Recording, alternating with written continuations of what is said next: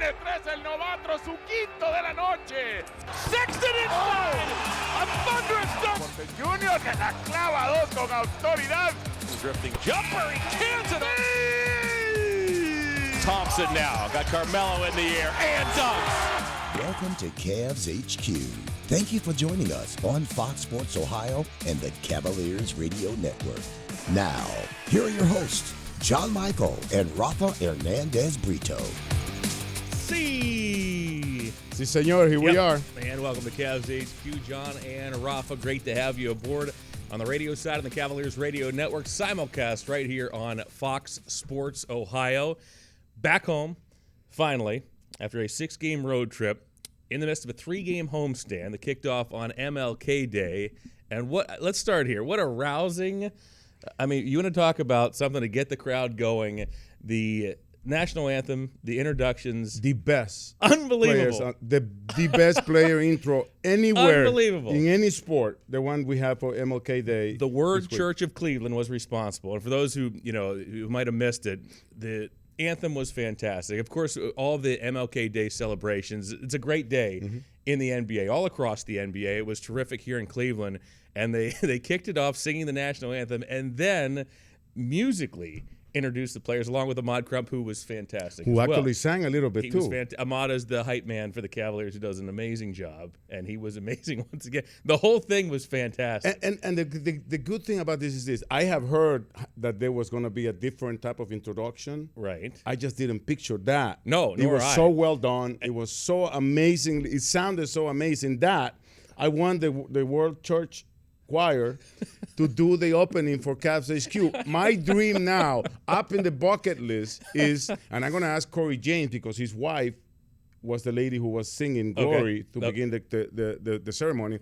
I wanted to go, Rafa, Rafa. And that's how the introductions went. Yeah. Ahmad said, here out of Vanderbilt, Darius Garland, and then the whole Garland. choir. Right, the choir. I opened the game, and I was still going, It was fantastic. It was amazing, yeah. They They should do that all the time. Yeah, and coming from this is somebody who around the league invariably criticizes the halftime show, criticizes the open, criticizes the national and I always air it. So it's high praise is what I'm trying to say. For my broadcast, I believe my job is to put my audience in the arena. All right. So for me as a fan to listen to the player introduction and to the anthem is part of coming to the arena. I agree. So I always air that. Right. And I'm always, for the most part, disappointed at some of the choirs that they come and sing the anthem because even though they're kids, they're in a choir. Teach them how to sing the anthem. You don't make them go up so high when they can go on a high note. You're even critical of the children. Yes, if they're in a choir, they should be taught how to sing, especially if it's the anthem and they're going to sing in public. But last week when they had the MLK celebration, it was top of the list. And like no competition. I don't care what. I know we always discuss about the halftime shows as well. Right. There was no competition. The Cavs player presentation and the whole ceremony to open the game was above and beyond above everybody. Agree, 100%. So we just got back from the road trip. Yes. Part of the road trip was back-to-back in L.A., Lakers and Clippers. Fortunately, we had a chance to catch up with the Cavs assistant coach, Lindsay Gottlieb, on a very big day for women's basketball in the WNBA. And you could see how proud she was, how happy she was. It was a great day for not just women's basketball, for all basketball. And we're going to catch that straight ahead right here on CavsHQ. Started at one guard from Alabama, number 2, Colin Sexton.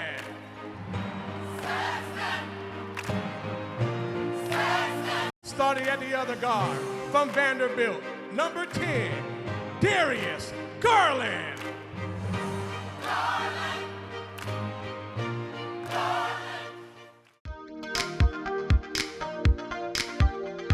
We are joining you here on CavsHQ from lovely Los Angeles with our featured guest on a historic day, by the way, for the WNBA. It's Cavs Assistant Coach Lindsay Gottlieb. Good to see you. Great to see you guys. You being in the show, it's a historic moment for CavsHQ. And now we add everything else going on with the WNBA. Yeah. Well, I appreciate the setting that you picked for me. I know you waited till California to have me on the show. So we did. We thought you'd feel at home. Yes, definitely. Head coach out here for the last 11 seasons. We're going to talk about that in just a moment, but we get you on a historic day for the WNBA, right? Yeah. I woke up this morning to the news that the collective bargaining agreement was signed. some really incredible terms. I mean, I haven't studied it closely, but it looks like a huge win on the outside. And then, I think it was neat to come down to our staff meeting this morning and have, JB Bickerstaff and Dan Giroux and Tony and all the coaches talking about it and asking me about it. Like I think that's one of the cool things about this whole experience for me is that, the worlds really aren't that separated. And I'm proud of the women of the WNBA for fighting for more, equity and for the league for working with them. I have a former player who's the first vice president, Lasia Clarendon, and then a Stanford grad, Nneka Agwumike, is the president. So you put a Cal grad and a Stanford grad working together with the WNBA, and good things are going to happen. In English terms, for everybody watching and listening, what does it really mean and what does it entail just, around? Well, the first thing is, if there's any listeners who really don't know much about the WNBA, the best players in the world love playing the WNBA. They want to play at home, but it's like their second job. They got to have another go job, overseas and make a lot more money. Sure. So I think part of this is it raises the minimum salary, and it also raises the max that the best players can make. I think the hope is that some of these women won't have to go overseas to make a living. But there's a lot of other cool things in there, like fully paid maternity leave, and they're given housing for the summer where they're playing, and so now it's a 2-bedroom apartment, for women who have children versus just a 1-bedroom apartment. I know this thing seems small, especially in comparison to the NBA, but the idea that they want to be able to do their jobs at a high level and also have things, specific to being female professional athletes that enhance their quality of life, and different things about travel, economy plus on the flights. I mean, again, you guys know how we travel, and we have to travel that way in the NBA with all the things going on, but some of these women have to get from here to there and face flight delays. So a lot of really good stuff. And for those of us with little children, it is a huge deal. I mean, obviously having a little one, with our little ones as well, it's a big deal. 1 bedroom versus 2 bedroom. Little things like that mean a lot, and I think they're taking huge steps forward, and an 8-year deal too, right? Right. I think that speaks to the commitment to the league. Mm-hmm. Obviously the leadership at the NBA has always been supportive, and we heard a lot about that with the passing of David Stern, how instrumental he was to the WNBA. Mm-hmm. But Adam Silver has, also championed the league, and now there's a new commissioner, Kathy Engelbert, and I think everyone, it's really important that this league, continue to grow and be successful. I know the women who worked on this deal, thought a lot about the women who came before them, who got the league established, and also the women that are going to come next. And I think what you saw here particularly is the power of, women working together to get a deal that's good for everybody. I don't know. You put women in positions of power, and a lot of good things can happen. Dangerous. Just saying. But again, I think it's really neat for, a lot of the women that I know in that league who fought hard for this, and their hashtag was Bet on Women, and I think they've come out with a really successful deal. And just to put into perspective what Lindsay's talking about, equal pay and pay that is worth what they're putting into. The team that won the championship this past season had to wait for the parade because some of their players had to travel to Europe to go continue with their real job. Yeah. So they haven't been able to celebrate the championship yet because some of the players were not able to stay. Right. I mean, that's the reality. 2 or 3 days after the WNBA season, people are heading overseas. I mean, I have former players right now that I communicate with. One is in Turkey. One is in Israel. One is in Poland. I mean, they just are all over the world playing because they love it, but also that's how they pay the bills. Yeah. Talking to Cavs assistant coach Lindsay Gottlieb, who was the head coach at Cal over the last 8 seasons, UC Santa Barbara over the previous 3. All right, here was my first question to Lindsay when you got here. You go from being the number 1, right, in college, you're making all the calls over the last 11 seasons. You jump to the NBA, and you are one of approximately a million assistants at this level. I mean, all over the place. More coaches and assistants than there are players at the NBA level. That transition had to be an interesting one for you. Well, it's interesting. I mean, there's so much different with this move for me, right? There's from coaching women to coaching men, from coaching college to the pros. But the biggest difference has been being a head coach to being an assistant coach. Right. Yeah, it's kind of enacting different skill sets again. But I do think once you've been a head coach and you go back to being an assistant, you have a unique perspective. I think, JB's in the same boat. I think you can offer different perspectives of someone who has had to make the tough decisions. I think you can empathize with, what Coach Beilein is going through, but also more thinking about, what does he need from me for this to run smoothly? What do the players need from me? What does the organization need? I think it's that perspective you have once you've been a head coach, even as an assistant. But I think it's a neat place for me at this point in my career to kind of press pause, pivot, do something different. And not being the head coach, there is not as much pressure. And so it allows me to take this all in, to learn everything I need to learn about this league to be successful in it. And so it's all been part of just an incredible experience thus far. We're at the halfway point of the season, and the Cavs have, as you mentioned, a couple of 19-year-olds, Darius Garland and Kevin Porter. Colin Sexton just turned 21.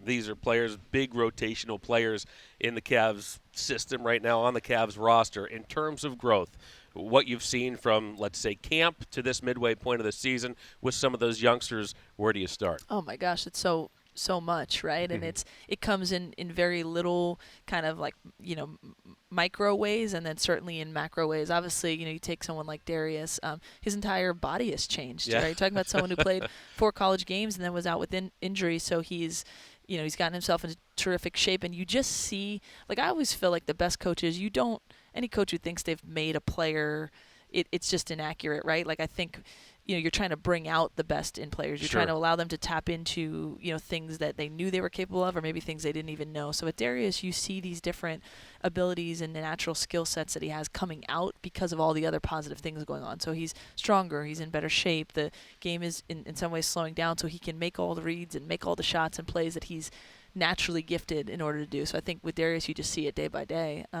But the number one thing is I think just acclimating to the physical grind of this league, because his skill set and shot making is, stands out. And I think it's very important also.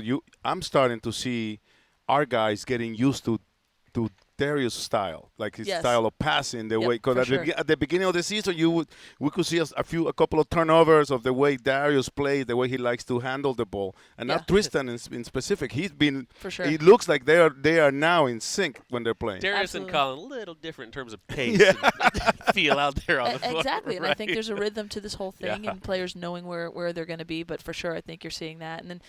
So much also stands out about Kevin Porter Jr. What a natural talent, his feel for the game, his physical gifts and the things he can do. But what stands out with me, and I saw this a lot with college freshmen and sophomores, they learn the process of everything else that goes into the game. Like I used to say with scouting reports, it's giving you the answers before you take the exam. So you're not minimizing their natural gifts, you're just adding to it. So, KP really, learning to kind of speak the language and understand, what the scouting report says, to give himself a physical advantage to get somewhere a half a second earlier so that he can make his ridiculous highlight reel dunk.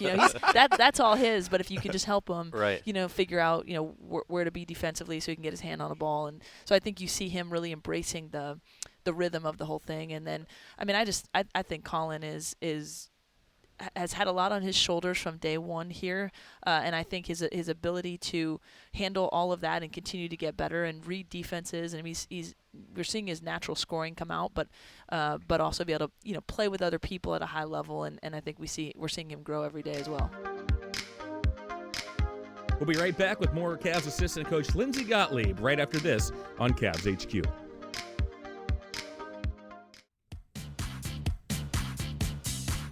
We welcome you back to CavsHQ. Always good catching up with assistant coach Lindsay Gottlieb. I enjoy the conversation with her, and I think we have a lot more that we talked to her about. You serious questions and me trying to keep the show happy. So let's go back to the conversation with Lindsay Gottlieb. For those who aren't as familiar, in the NBA, an assistant coach is assigned the scout for the opposing team. So if the Cavs are playing, say, the Pistons, that scout will go to an assistant coach, and it rotates among the staff. Now, you got off to a terrific start on the teams that you were scouting against, I understand. Lindsay, have you enjoyed that process of being able to prep this team for a particular opponent as that rotation comes to you? Oh, for sure. There are a lot of things about this transition where I have felt uncomfortable, and that's not a negative thing, right? It's not about growth, right? I did one thing for 20 years. I was a women's college basketball since the day that I graduated from college, and got to a very high level and was just in certain rhythms. So just rhythms of the days are different, and.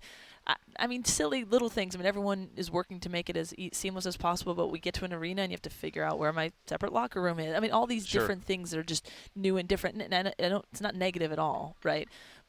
And that's part of the reason I did this, to be uncomfortable, to take a different path. But the place and time where I feel the most comfortable is doing a scouting report. I've done 10,000 of them Sure. over 20 years. Right, and right. so it's really neat to be, interacting with, Tristan and Kevin and Darius and whoever. And it's just basketball talk. And I feel like I'm in my comfort zone. So the guys are funny because we have won a high percentage of my games. So then they joke, oh, you should do every scout, or, Right. it's Lindsay's scout. We're going to win this one. It's just kind of a neat little, thing we have going. But obviously all the coaches do a great job on their scouts. And Lindsay Gottlieb, assistant coach for the Cleveland Cavaliers. Thank you for joining us here on CavsHQ. But it's kind of like a get-to-know Lindsay moment here. And you mentioned you're getting out of college. You're an Ivy Leaguer. Here it comes, Lindsay. You're in Brown. Look, I don't know where he's going. No. John asked the serious questions. I'll start with a serious Weren't one that serious. because All right, yeah. you were, I think it was a sophomore, and you decided to go to Australia before you finished your college career. What was it that did it for you? For coming from a family of lawyers, a father is a judge, and all of a sudden Lindsay Gottlieb want to be a basketball coach. What did it for you in Australia that you decided to come back and pursue a coaching career? So you touched on it a little bit. I come from a family of lawyers.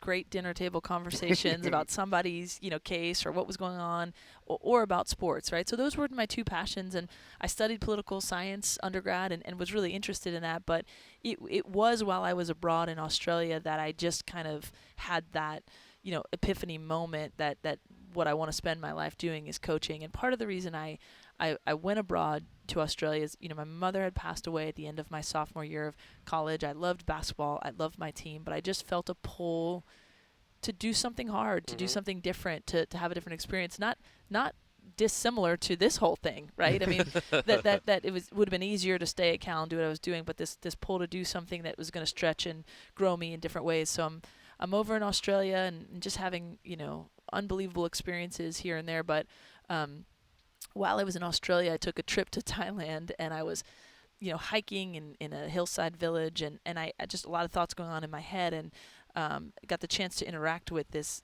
Thai man who was a dance teacher. But to me, I just saw the impact that he had on these young girls that he was teaching, and it was kind of my moment of saying, I have to do the thing in my life that I'm really pulled to do. And so many of my friends played high-level college athletics, and some loved it and some were miserable. And it largely had to do with how they felt about their coach, how they felt about their experience and their teammates.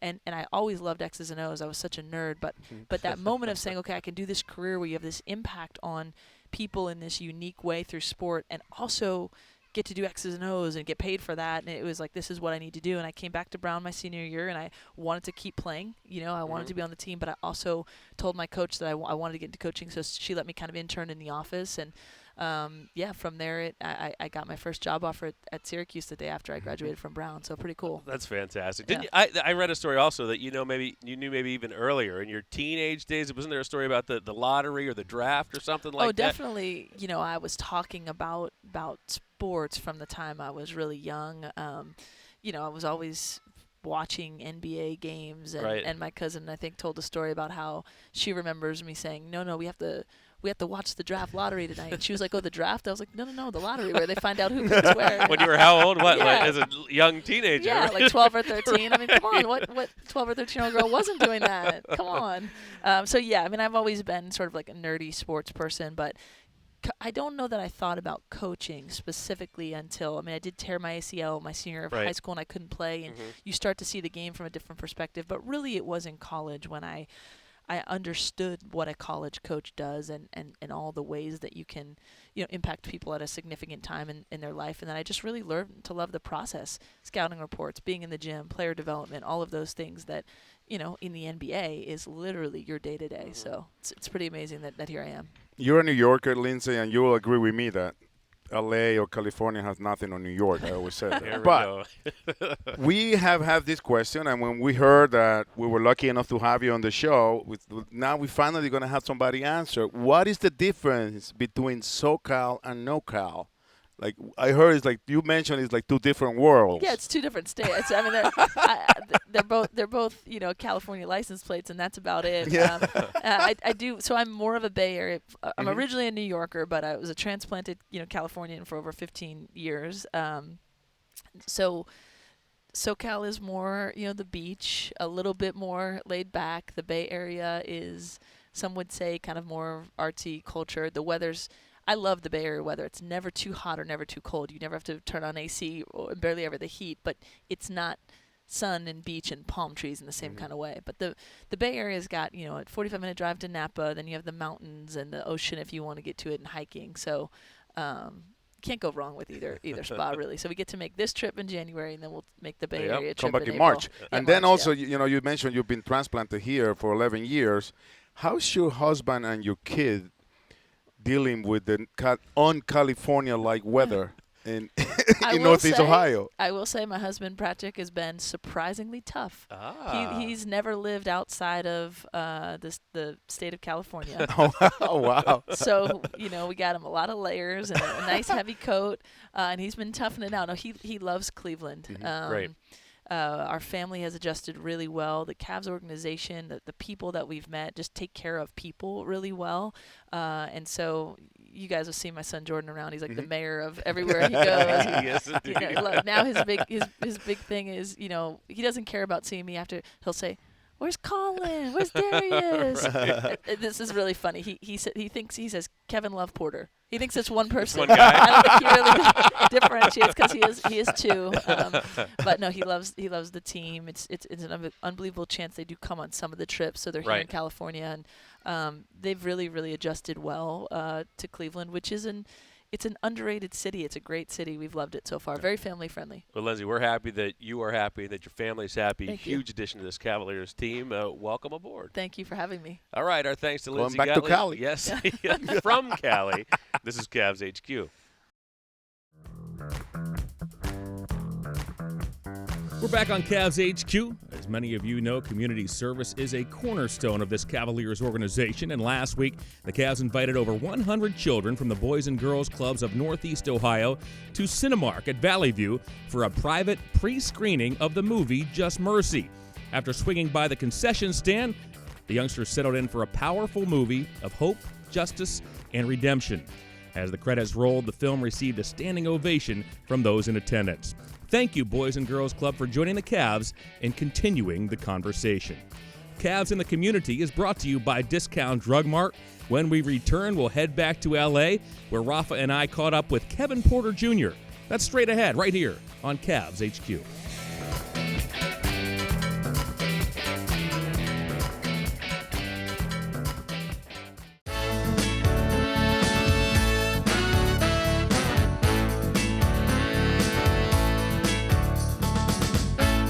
Welcome to CavsHQ. We are here with USC alum Kevin Porter. We figured what better place to meet with you than on the campus of UCLA. How you been? I've been good, just rehabbing, trying to get back on the court. How you feeling? How is the knee? It's feeling good. It's healing where it's supposed to be at, and I'm just happy it wasn't what it was. And it looks scarier than what it turned out to be, right? Definitely. I thought it was worse, but when those MRI scans came back, then it was cool.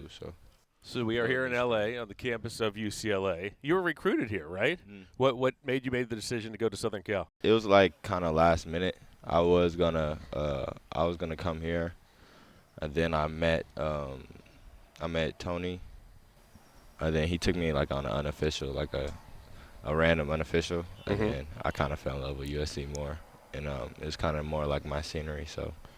I was going to ask you, what's the difference between the two campuses? We always come here when we're in LA, but from Cleveland, we love what is your scenery in LA? Yeah. Like, we love more like the city, the inner city. It's kind of more. It's too big. First, I don't really.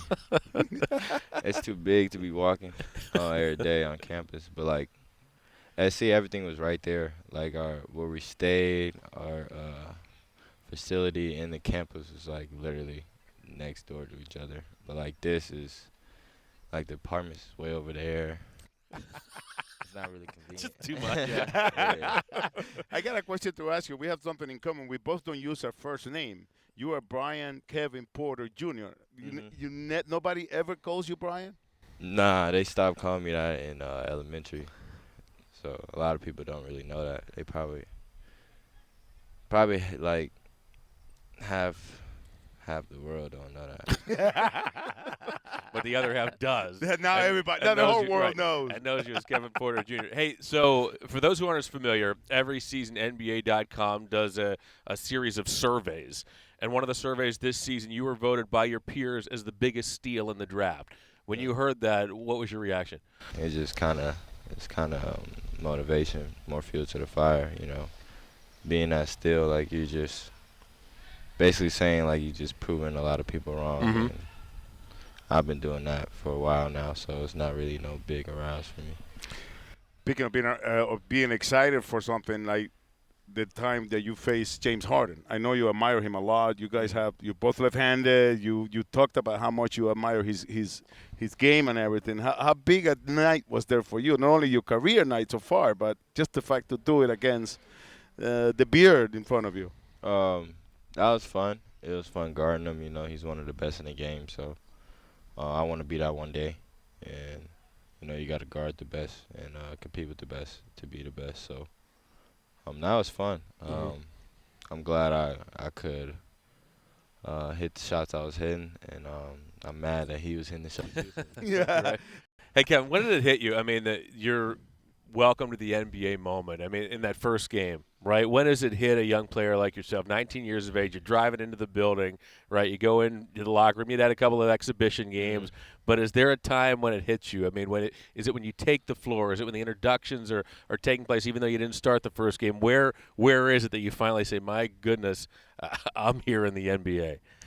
For me, it was kind of early. Like, by the time the game, like, we started playing, I was already cool. Like, right. I didn't have no nerves or anything, but I would probably say, like, probably, like, our first pre-training camp workouts. Mm-hmm. That's when I was like, all right, it's go time. Like, it's the things that's finna start really start happening. The season's finna start. And by the time the first game come, I was cool. Like, I was ready to be out there playing.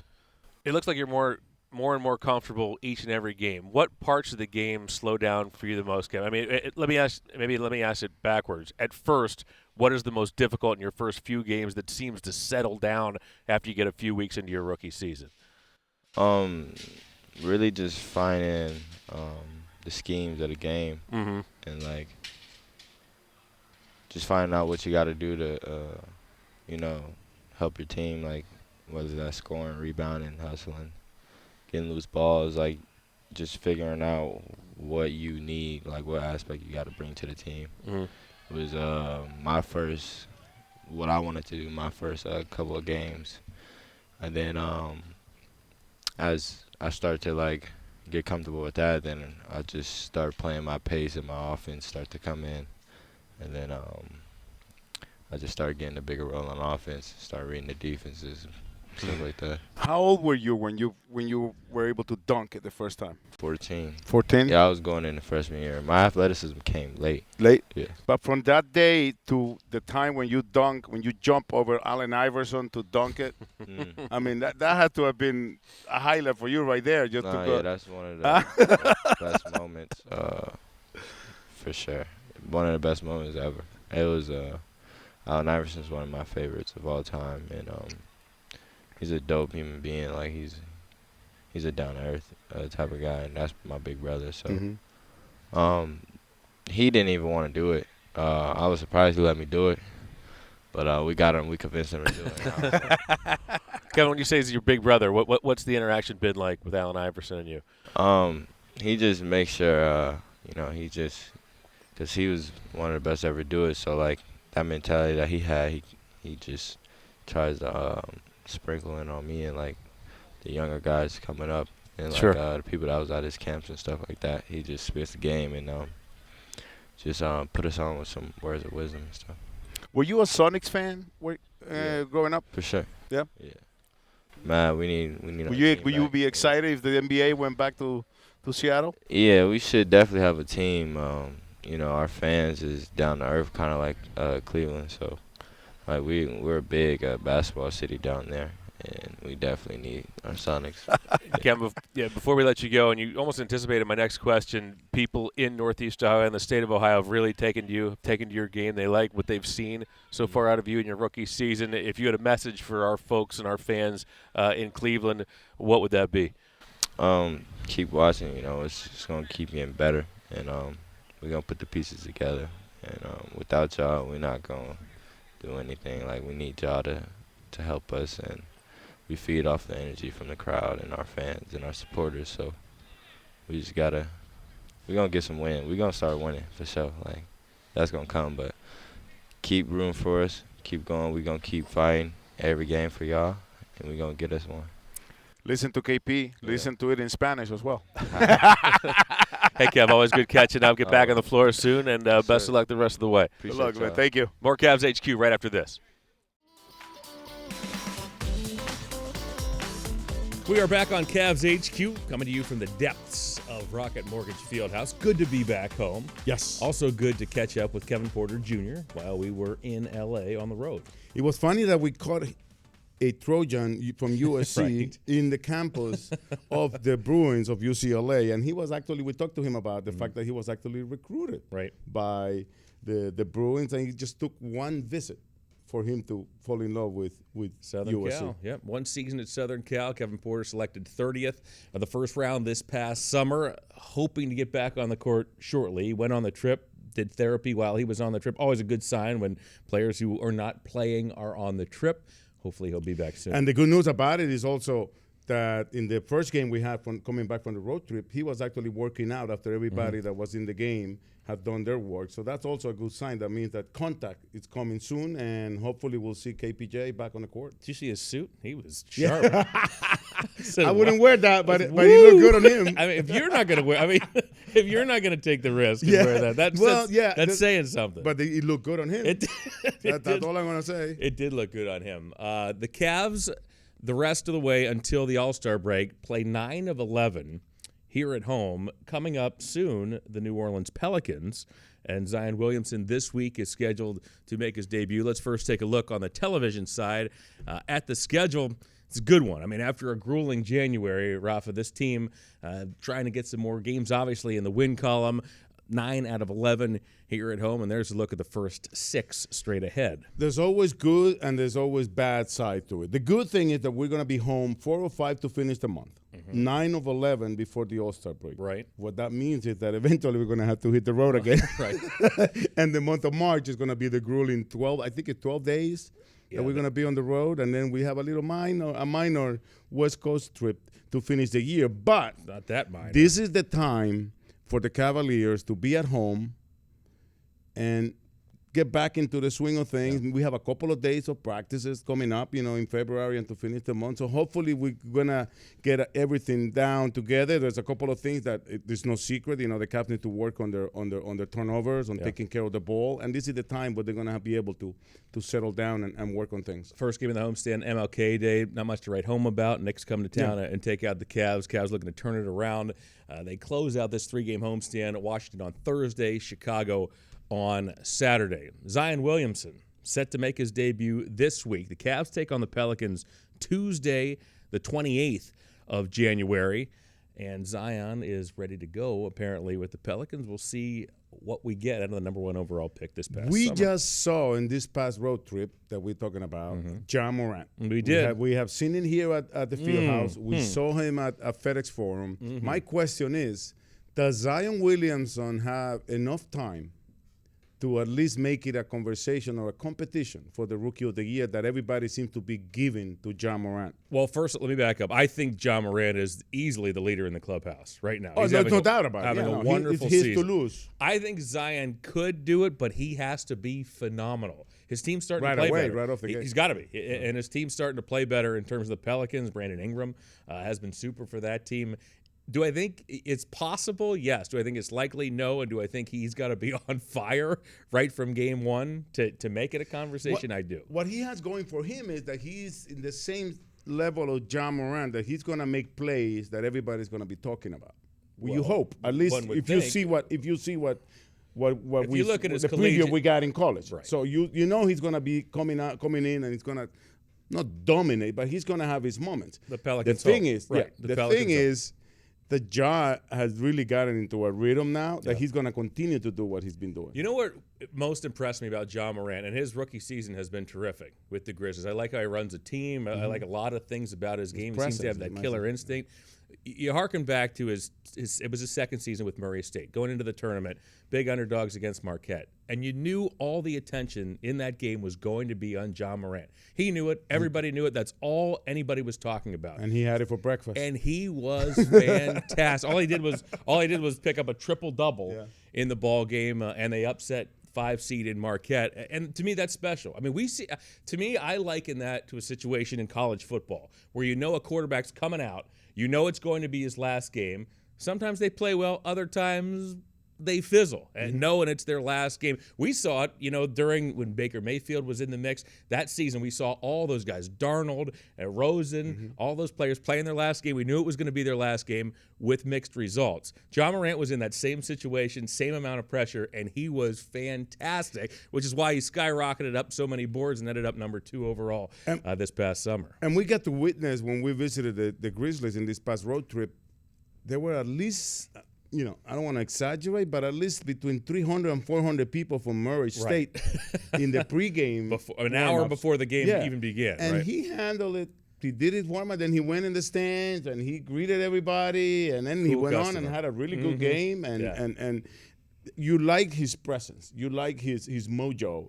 He really belongs where he is right now in the NBA. So that's why I think the question is, does Zion Williamson, is he rested enough? Because you also got to keep in mind that we don't know. You also got to keep in mind that the Pelicans have no rush to push him for that title. They want the title that they give out in June for him, and not the one that they give out at the end of April for the regular season. So I don't think that the Pelicans are going to be forcing the minutes. He's coming in on minute restrictions.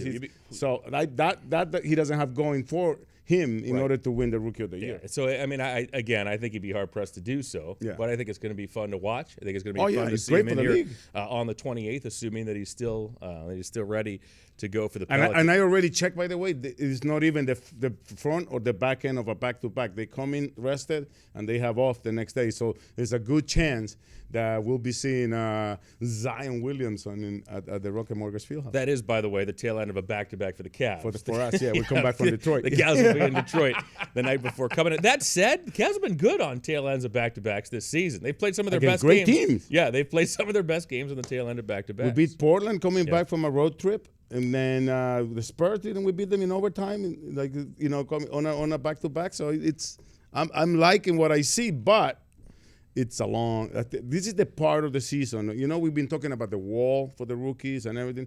This is the part of the season where it's a wall for everybody. It's just a long downhill road to the game 82. And we'll see what these guys have. Yeah, the Cavaliers, you talked about it. It's a team right now that needs to clean up in terms of the turnovers. That was a problem for the Cavs during the road trip. 26 against Chicago as the Bulls stormed back in the second half to win that ball game. Other things you're looking at out of this team, it was rough in that Monday game. The Cavs had only 10 available bodies, played really 8 only in the rotation, not counting the two-way guys. Things that you're looking for as we move on here as the Cavs look to incrementally build. Darius Garland seems to get better week after week for this team. A number of players fit into that category. I think that's the bottom line is the growth, and I know fans want to see it in the winning column. But the victories for the Cavs this season are not only in the winning column. You see the progress of Darius Garland. You see the fact that he's understanding, his teammates are understanding his game and his way of passing a little better. He's still gonna make mistakes. He's a young kid, but I like what I see from Darius. His demeanor, his way of not really getting knocked down. He had a couple of days like the first game back from the road. He had a bad night shooting, but that's not something that's going to stop him from developing, and I think that's something that I'm excited to see, and I'm just excited to see what Tristan Thompson is going to come up with. He had a night of his career in points against Detroit, starting the trip. 35. Coming back, he had the night of his career in rebounds with 22, and it's just something that you don't stop being amazed by what he does on the court. Dominating both ends of the floor Yeah. in terms of the glass. That game in Detroit was unbelievable. 35 points, 14 Against rebounds. Drummond. And by the way, he was dealing with Andre Drummond and the rebounds that he continues. I mean, offensive rebounding in that game against the Knicks was just phenomenal. And the Cavs, as mentioned, were shorthanded, had to play a ton of minutes yet again to Tristan. And I was happy I got to finally see him. I love when I see kids that I call in college. See, like Matt Mooney, he was so good with Texas Tech. And he looked like he made his NBA debut against the Knicks. And made a nice assist to Tristan Thompson. He had a nice floater. And that's what he did in college. Yeah. He led Texas Tech to the final game of college basketball. So obviously he's got a long way ahead of him, but I know he can. I would love to see him develop at the charge. With the charge, because he is a basketball player. People are going to be very surprised at what Matt Mooney does as a point guard. He was a teammate of Jared Culver. Culver went 4th overall at Texas Tech. Texas Tech, for the first time in Red Raider history, went to the Final Four. Got to the final game before falling to Virginia in OT. But nice to see Matt Mooney make his NBA debut. We'll take our final break. Be back to wrap things up right after this right here on CavsHQ.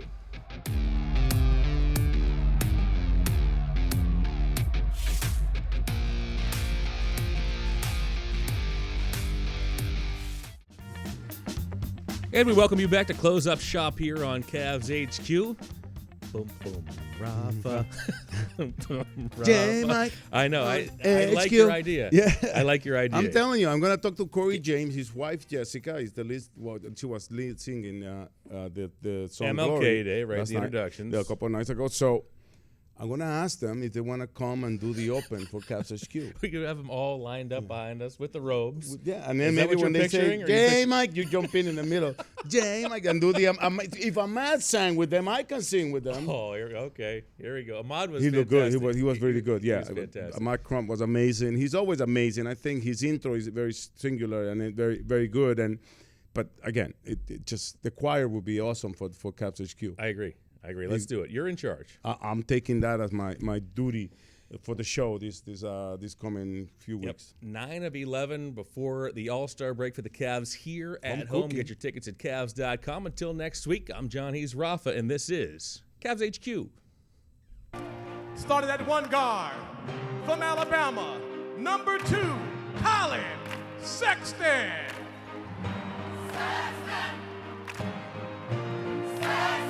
Starting at the other guard from Vanderbilt, number 10, Darius Garland.